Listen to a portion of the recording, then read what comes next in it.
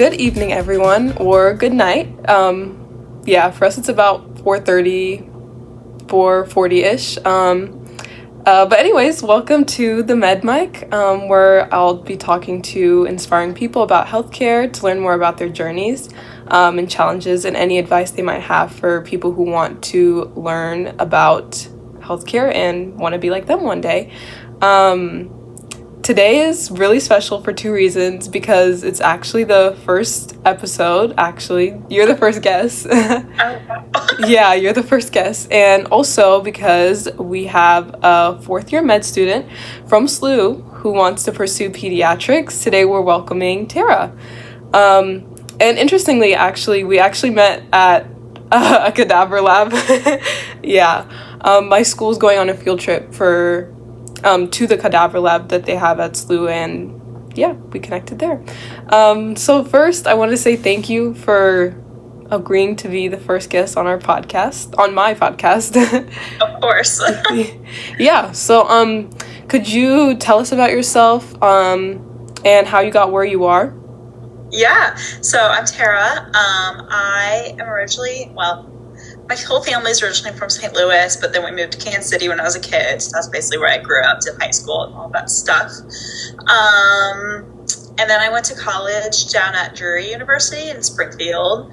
And what's really cool about Drury is they have a pre-acceptance program for SLU med school. And I always hype that up because it was like the best way to get into med school. It's basically like you fill out a different application than everyone else. So for normal med school application, you fill out, I don't remember what exactly it is, but you fill out a different application earlier in your college years. So I think I filled it out my sophomore year. Mm-hmm. And then it was a different interview process, and you basically get pre-accepted to SLU. You find out earlier if you're accepted to med school or not.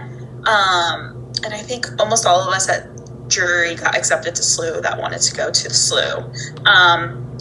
And what's really cool about it is if you take you still have to take the MCAT, but it doesn't matter as much what you get.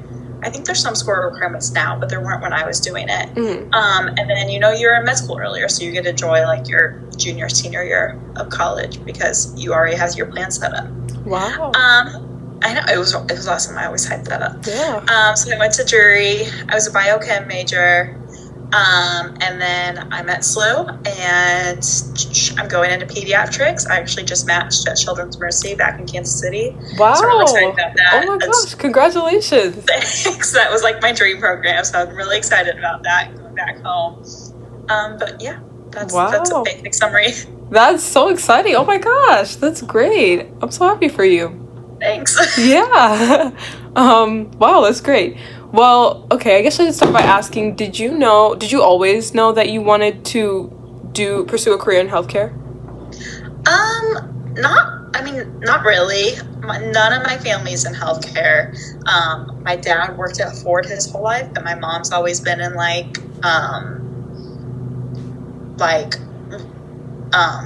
retail. So, and no one in my family was ever in healthcare, so I really had any experience with it. But it was just like there were some programs in high school, kind of like going to the cadaver lab, or I was in a program called like Northland CAPS, where I think they have something similar in St. Louis, but where you get to go and shadow a bunch of healthcare professionals. And I really enjoyed that, and I really enjoyed medicine just in general.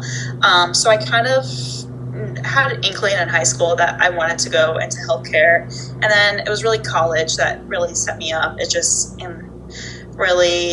honestly, it kind of deterred me for a little bit because everyone was just like, med school's really hard, like don't do it, it's 4 years of your life, you lose your 20s. And I'm like, yeah, but I really want to.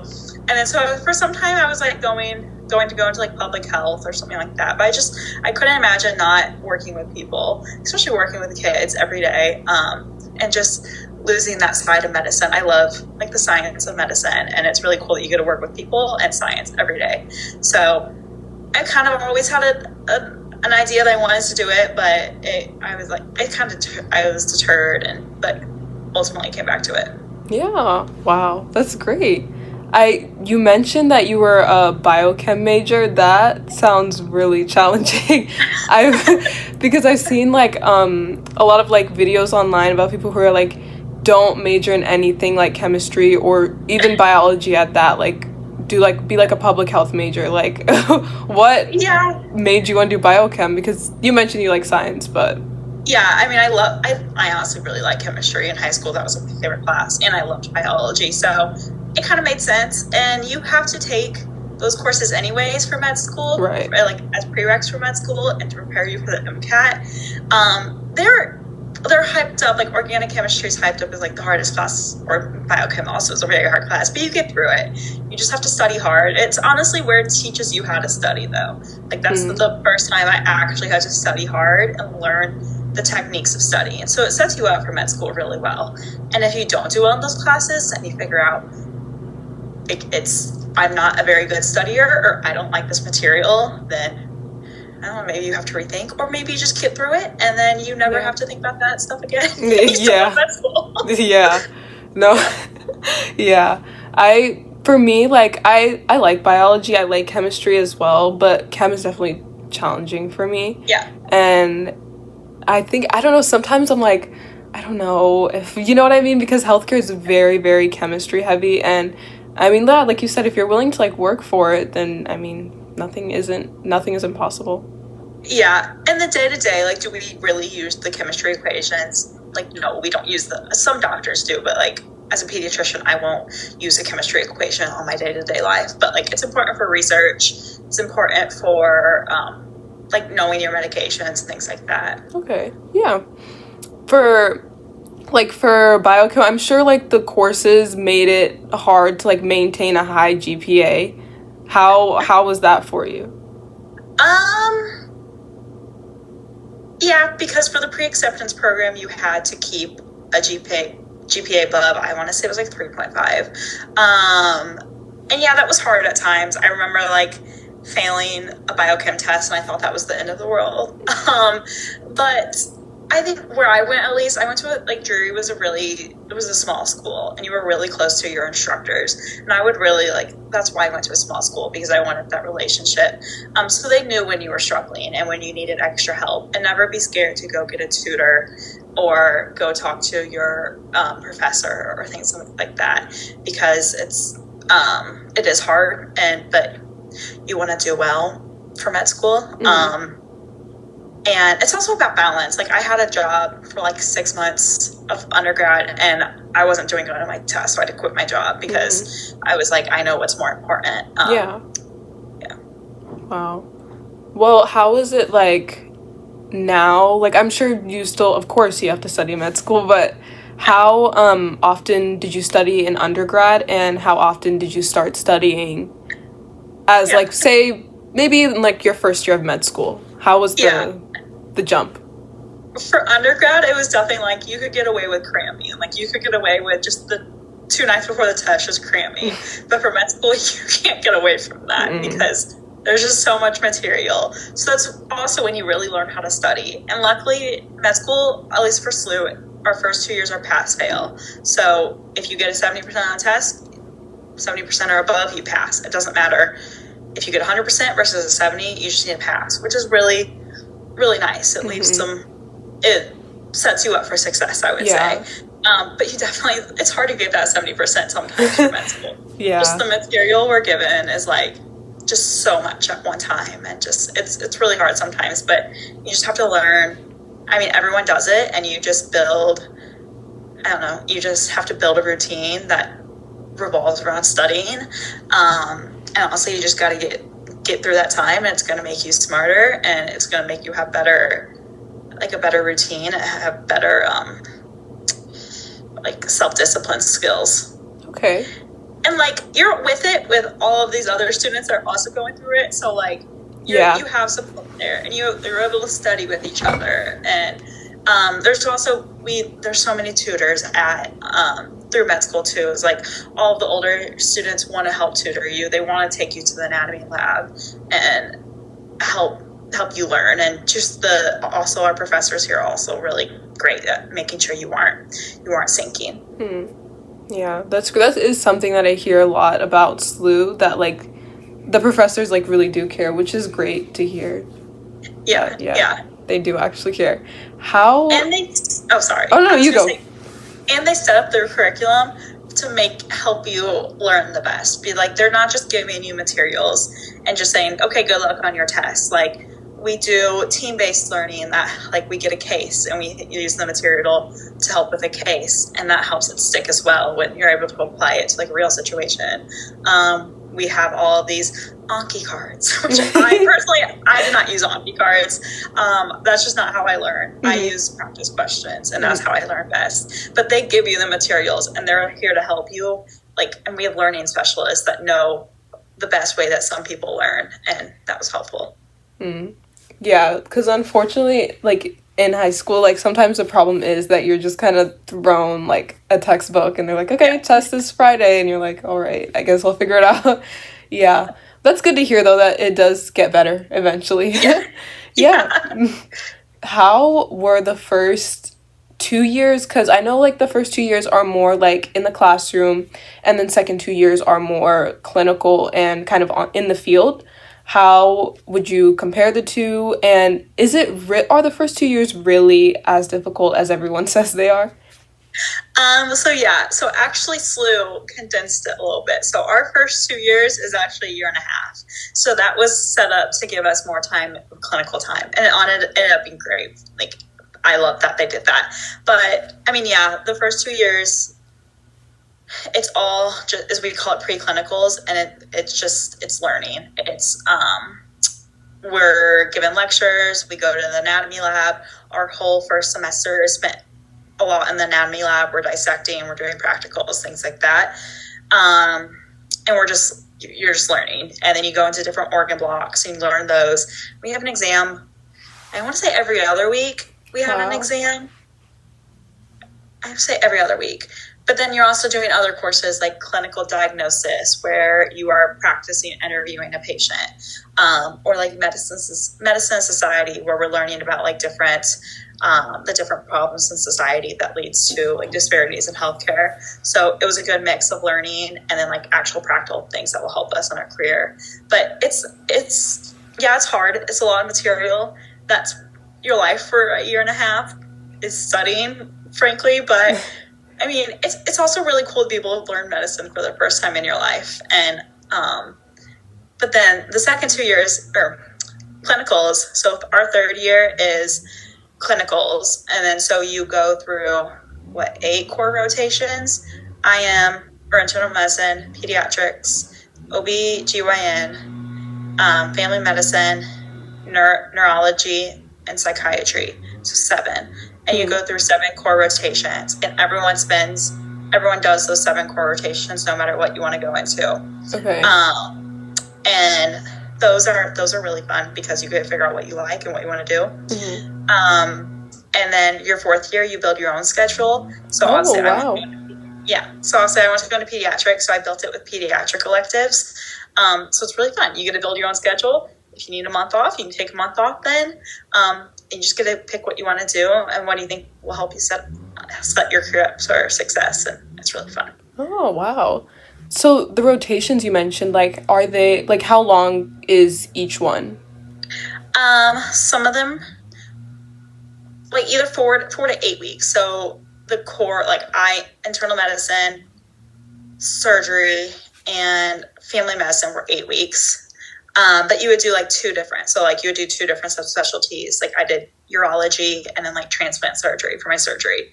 Okay. I understand. Okay.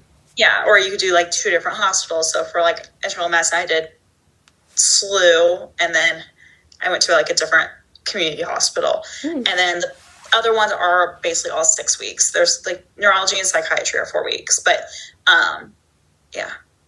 Okay. Well, in that time period, what did like the average day look like for you? Like, what time were you waking up? How long did you study for? How long were classes?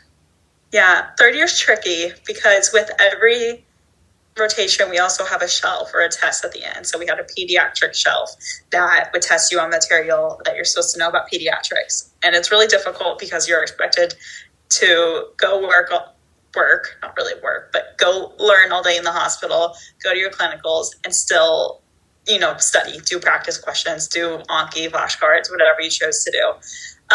So typically, I use pediatrics as an example. we get to the hospital at 6 a.m. for like sign out, which is where the night team signs out.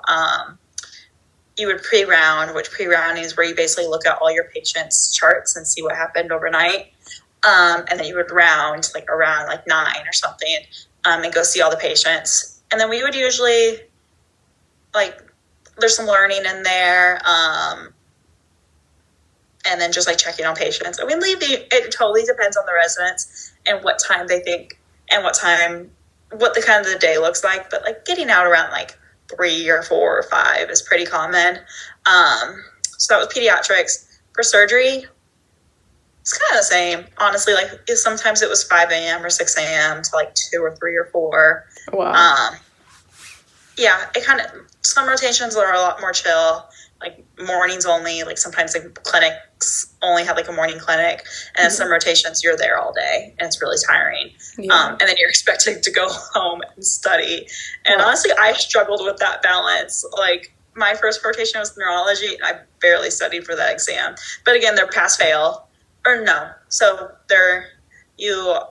our clinical exams are either pass, honors, or near honors or honors. So you kind of get graded on it. But, you know, you just try to pass. Yeah, no, exactly. Yeah. I wish high school was like that. I mean, I want to pursue a career in healthcare, so it's like, I mean, you shouldn't be thinking that, you know, you just want to get away with the bare minimum now, but like, that would be nice. Yeah. So, I mean, a lot of our exams were like 60 questions. So, I mean, you had to get like you have to get like a good amount right. Yeah. Okay. Yeah. Well, this is a bit random, but are they like multiple choice questions? Mm-hmm. So all of our tests are multiple choice questions. Okay. Unless there was like a weird written test that the school put on, but most of our tests are through the national board. It's called USMLE, and they make all the tests, and those are all multiple choice because every other med students are taking the same test. Oh yeah, it makes sense. Yeah, you definitely want it to be like standardized and controlled exactly in some way. Yeah. Mm-hmm. So for like the like rotations, I mean, it's changing pretty quick. You need to like get all the skills down. You need to study. You need to get everything together before your exam at the end. Yeah. Have there been any like rotations that you were like, I just don't think I want to, like, made you maybe like rethink your choices, rethink maybe what specialty you want to go into or anything like that? I mean, surgery was definitely like that for me. I was like, this is too intense for me. And I was like, I don't know, it was just a lot. And that just, I mean, I never thought I wanted to do surgery at all, but that definitely made me be like, okay, I don't want to do surgery. But then, I don't know, that was the only example, but I've kind of always known I wanted to do peds. So, and then just all my 4th year rotations really like nailed it home for me that like, this is what I really love. But there were some like 4th year rotations where I was like, oh, I don't really love this specialty. Because I don't find it as interesting as other specialties or something like that. But that wasn't really a great question, or a great answer. I mean, I don't have a lot of experience. I've always known I wanted to do peds, and doing everything else really nailed home that, oh yeah, I really don't like this, and I know I'm making the right choice. Exactly. Yeah, that's what I was gonna say. I think it's like good also, like, you know, it might not be enjoyable in the moment, but I think it's good that you for sure know that that's out the cards and you don't want to pursue that. Yeah. And it's also important for us to see a little bit of everything. Like, it's important for me to see, like, I did a month of pediatric surgery, and that was really important for me to see so that I know what I'm sending my patients to in the future, or I know what my patients are going to have done in the future. So that's also important. Yeah. So for the rotations, again, always rotations. So, I mean, I'm sure, like, it can be a lot to balance. And you mentioned that you kind of struggled with that for a little bit. How did you get back on track, and how did you end up finding a work-life balance? Yeah, I feel like sleep's a major thing. Like, sleep when you can, because like I would come home every day from surgery and fall asleep on the couch and just wake up at 8 and be like, wow, I have to go do this all again tomorrow. And it's really hard to get through those times because you don't have a lot of work-life balance. Mm-hmm.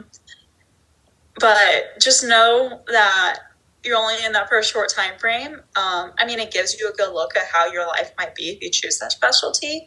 But then just also knowing what your priorities are. Mine's sleep, obviously, or spending time with my family or something like that. So just know what your priorities are.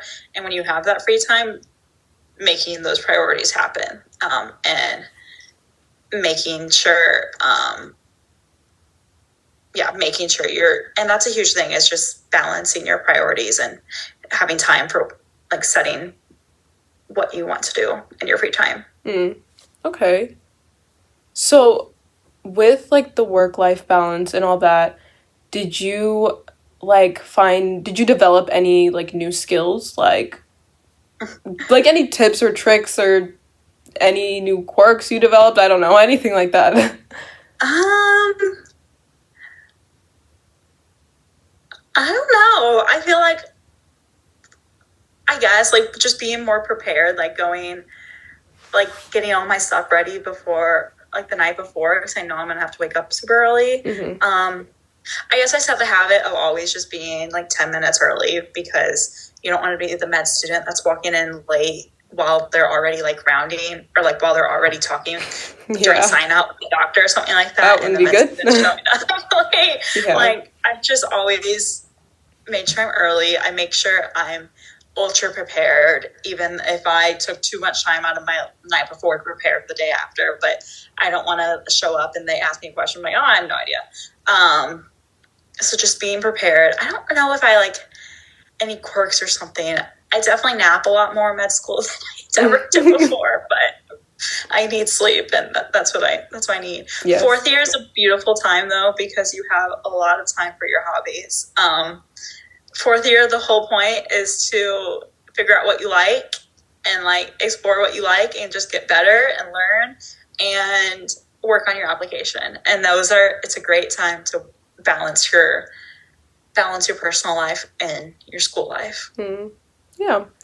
So during the thick of it, like the tough parts, like those first like 3 years, what made you keep going? Like, what made you want to like continue pursue medicine?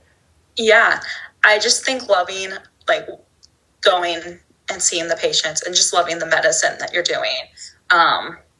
There was times where I was struggling, but then I did a pediatric rotation, but like, I want to be a really good pediatrician, so I'm gonna keep going. I'm gonna keep working.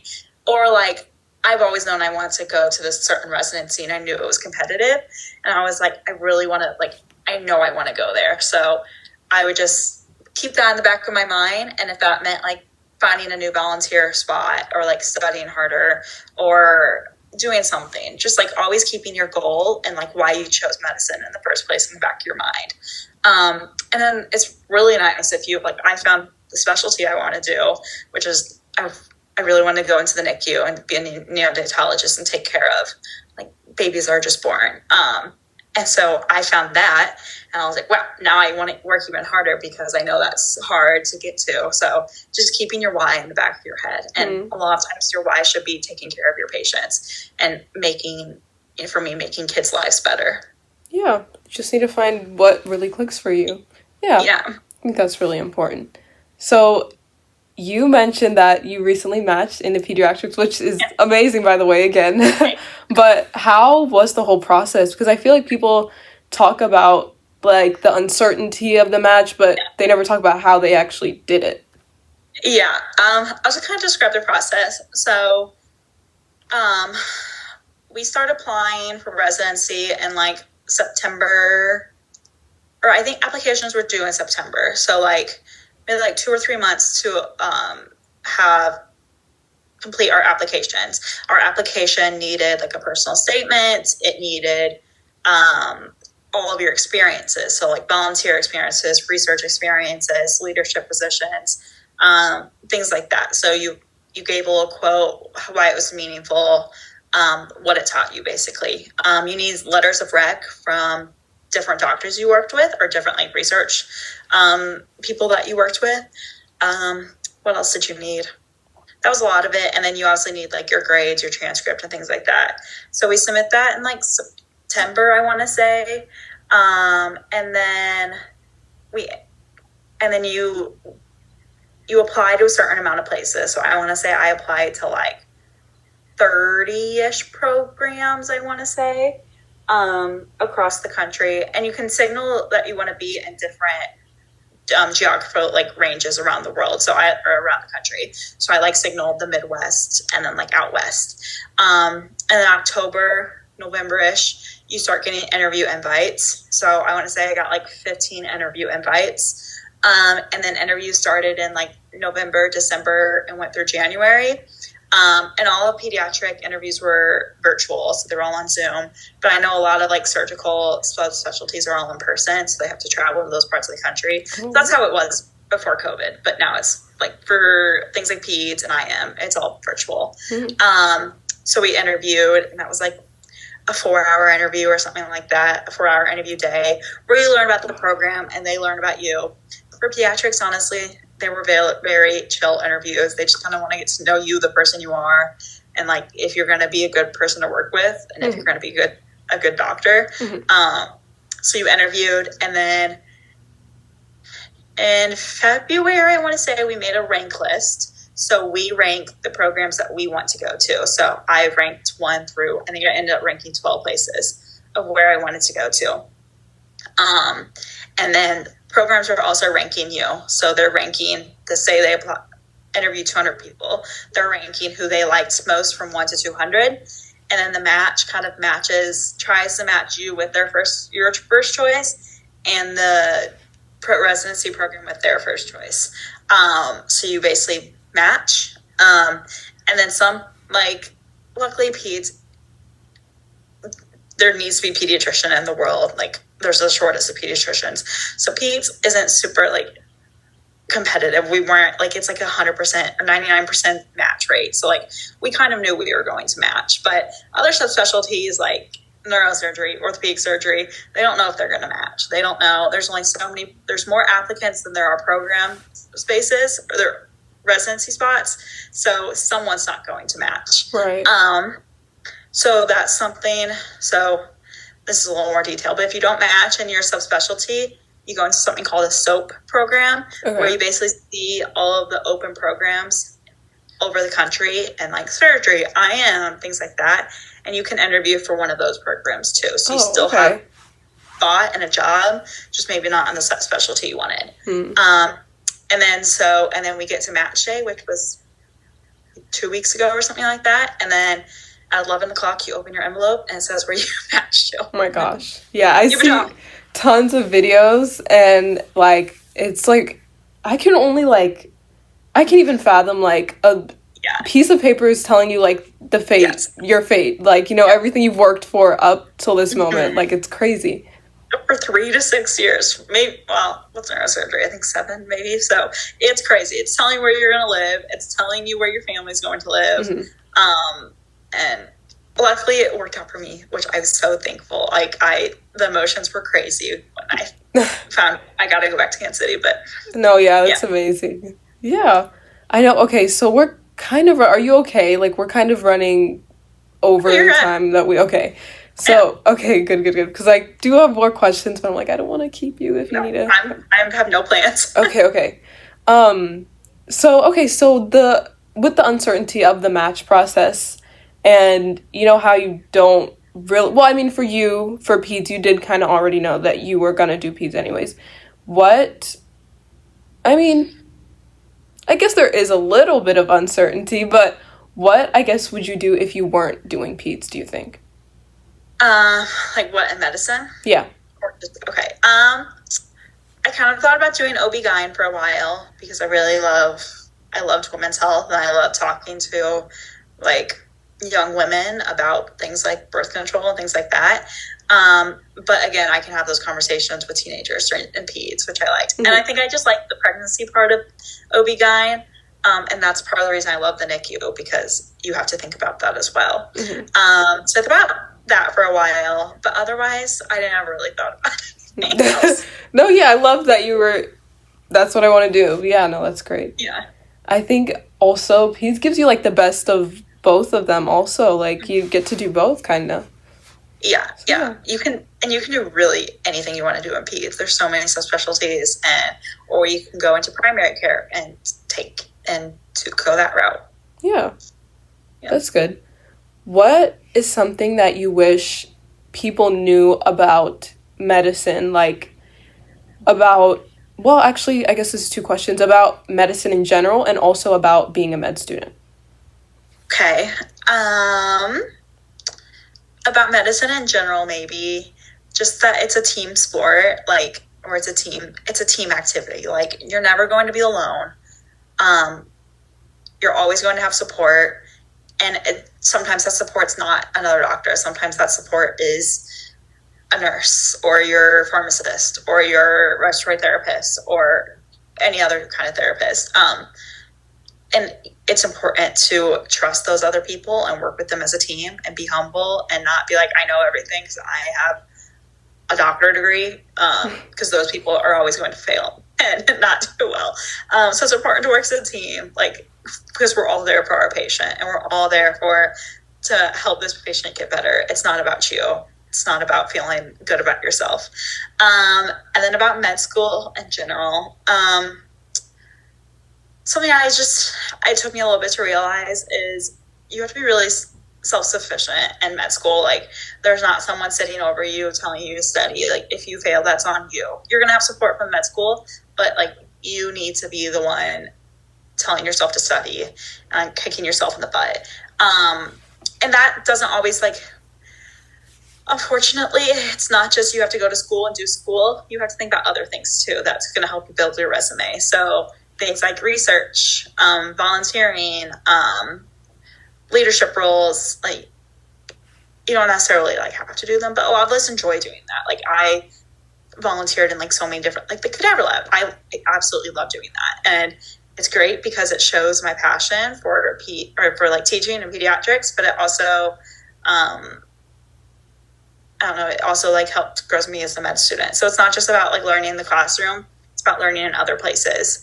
And also, like, for some subspecialties, you like need research to match into those.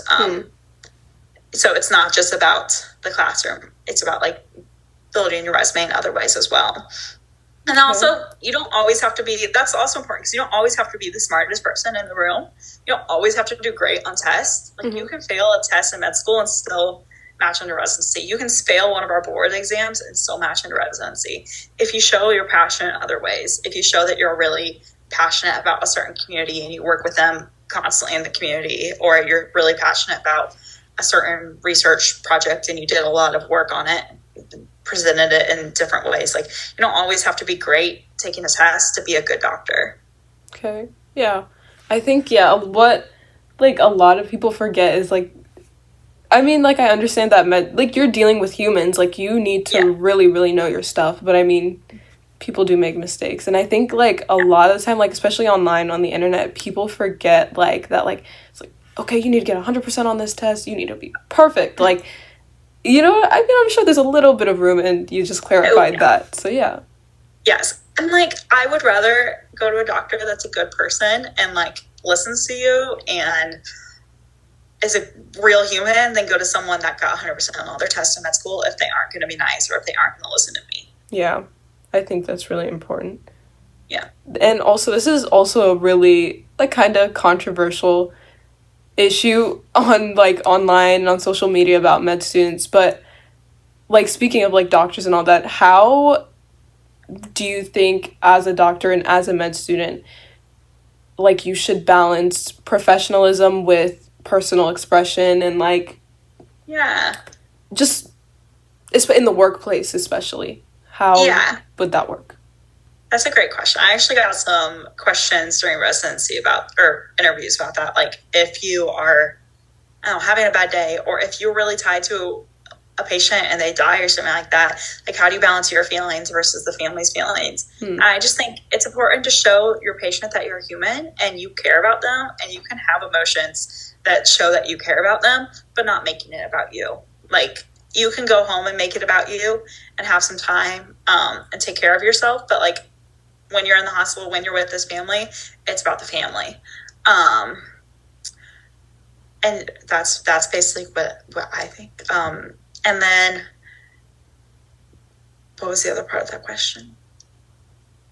I think you answered all of it. Yeah. Honestly, yeah. I think that was a good answer. Yeah. Yeah, but then also, like, not as pediatricians, we want to be super nice, and we want to have our patients like us. And sometimes we're giving them answers that they aren't going to like us, or sometimes we're not agreeing with something that, like, they want to do or something like that. And, like, for their safety and for their health, we have to, like, not agree with them and be the bad guy.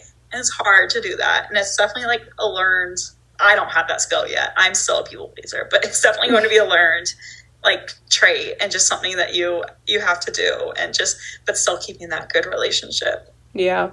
Like, and whenever you watch, like, movies, there's always, like, something tragic will happen, and, like, the doctor will just, like, deliver the news and, like, walk out the room, and it's like, oh, yeah. Okay. That's, glad to hear that doesn't really happen. Like, good doctors, at least. Yeah.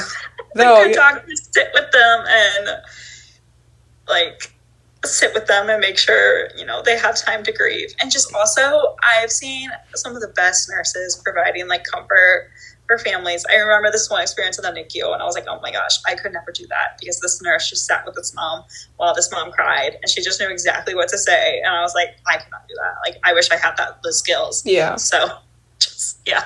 Yeah. I know, like, there's a lot of stuff about, like, I mean, we kind of already talked about this, but there's a lot of stuff about how, like, you need to, like, start preparing for med school as early as possible. Like, I've seen videos where it's like, you should have started studying for the MCAT when you were born. Like, you're too late now. Yeah. Do you think it's really something that, like, people, like, my age should be losing sleep over? Like, something that they should really, really start worrying about? No, absolutely not. I say find things that you care about and find things that you like. Like, find a good volunteer opportunity that you really enjoy. Or finding, like, a leadership role that you really enjoy. Honestly, in college, I did no research, but I still got into med school. I don't think but I just showed that my passion in other ways, like through leadership roles that I enjoyed and that I wanted to take on, and not just doing stuff because it looked good on paper. And doing stuff that I actually cared about. And I think that comes through in your interview. I don't think you need to study for the MCAT more than, I don't know, like six months beforehand or something like that. I mean, there's ways and there's courses to help study for the MCAT. And so you don't need to start doing it until it's absolutely necessary, because you learn a lot of that info in college anyway. So if you're, like, trying to learn it now, you're like, this is foreign language. You're going to forget it also. Yeah, exactly. Yeah. Like, it's not going to stick. A lot of that stuff is, like, short-term memorization that you just need to remember for the MCAT, and then it can leave your brain. Good. Yeah. Just, like, find things, like, outside of school that you enjoy, and just, like, do those, and then, like, use those as your experiences. I had a great college experience, and, like, I didn't focus all on school and making it. Sorry, that was my dog. You're good. I didn't make it all about getting into med school. So I would be a young person, enjoy your life, make friends, and then focus on school later. Or focus on school at the same time, but, like, also focus on your life. Yeah, I think that's important, because the way that people, like, talk about it, it's like, you're, like you mentioned earlier, like, you're losing your 20s, like, that's it. Like, whoa, okay. Yeah. It's really not that deep. Like, you have things in your outside life too. Yeah, for sure. Actually, this is the perfect, like, kind of way to turn around our conversation, because we're getting towards the end. But if you weren't practicing medicine, what do you think you would be doing? Even though you kind of already were like, this is what I want to do, this is what I want to do. That's like one of my favorite questions. I always thought I was going to be a teacher, like, whether that was, like, a chemistry teacher or a biology teacher or something in high school. Because I loved my high school chemistry and biology teachers, and I always thought that I could do that. That would be so much fun.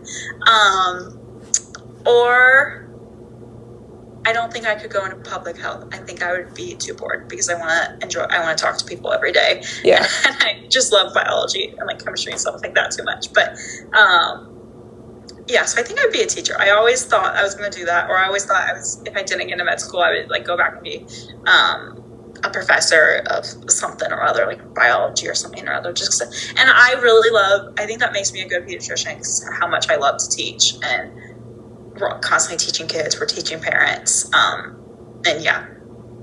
Yeah. I really think I mean, I don't know if I want to do pediatrics, but especially because you get so much like mobility and you have so many options to choose, you know, what specifically in pediatrics you want to do. I think that's what makes it such an attractive specialty. Yeah, you can do that in like internal medicine and family medicine too. But I'm just biased because I love kids. I think it's so much more fun to go see a 2-year-old than it is like a 4-year-old. But I'm just biased. Some people I know in med school are like, I don't want to ever see a kid again. And I'm like, that's great. Yeah, I've seen like so many things about like how in the NICU they have like miniature like blood pressure cuffs or miniature like diapers, and so like, I think that's so cute. That would be that would be so much fun to see that stuff. Yeah, but even though like there is like a lot of serious things in the hospital, has there been anything like funny or unexpected that's happened to you while you've been in the hospital or in a clinic or rotation or anything like that? Oh my gosh, probably so many things. Kids just say the darndest things. Maybe sound like I was an old lady, but they just say the funniest things. Gosh, I'm trying to think of one experience. I can't think of like one specific experience. No, I know it's hard to like pinpoint one thing. Yeah, but just it makes it so enjoyable because they just say the funniest things, and they're just, I was playing with this kid and in the playroom, like and every like most children's hospitals there's like a playroom for them to go play in whenever they're not like getting active care. And just this kid was running down the hall like pooping himself as he was running, going, I poop. Oh my gosh. I don't even know how I would react to that situation. I think I laughed and his nurse caught him and he was like, what are you doing? Yeah, this is actually making me want to do pediatrics. This is great. But I mean, yeah, as we wrap up, I guess, okay, this is my last question. This is my ending question actually. But what should I ask my next guest? I know I'm kind of putting you on the spot here, but the next guest, it might be another med student, it might be a resident or a doctor, anything, but... Oh, that's a great question.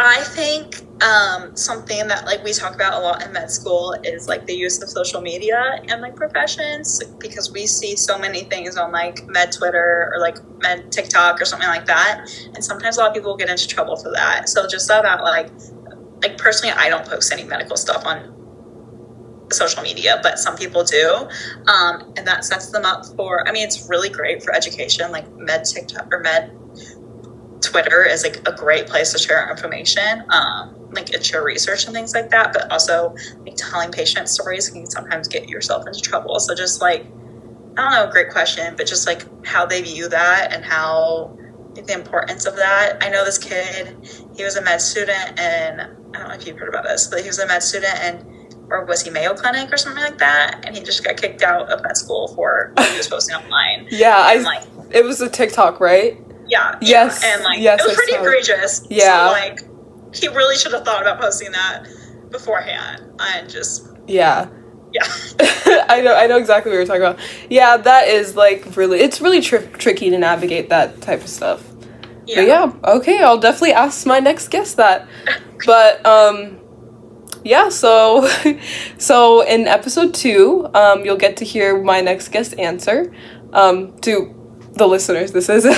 But Tara, it's been great having you, and especially as my first guest, I'm so happy about that. Yeah, but I loved hearing about your journey and how you got where you are and everything about that. And to our listeners, I hope this conversation gave you some good behind the scenes some good behind the scenes looks at what it really takes to pursue a career in medicine. And I hope it inspired you to continue to pursue your goals and maybe got you interested in a career in medicine. But if you enjoyed the episode, don't forget to follow the TikTok and Instagram so you won't miss out on any future conversations that we have here on the Med Mic. And a special thank you again to Tara for being our very first guest. We really appreciate you taking the time to join us today. And until next time, Med Mic. Thank you. Bye. Thank you.